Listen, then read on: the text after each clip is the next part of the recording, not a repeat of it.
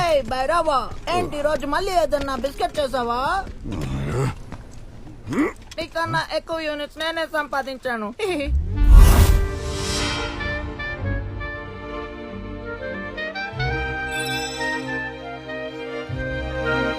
నీకు రోజు ఇదే పనా?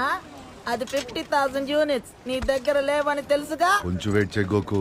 ఒక్కసారి బైక్ కొన్నాక బౌంటీ పడతా 1 మిలియన్ యూనిట్స్ కొడతా. ఆ తర్వాత కాంప్లెక్స్. ఏంటి జోకా? నవ్వాలా?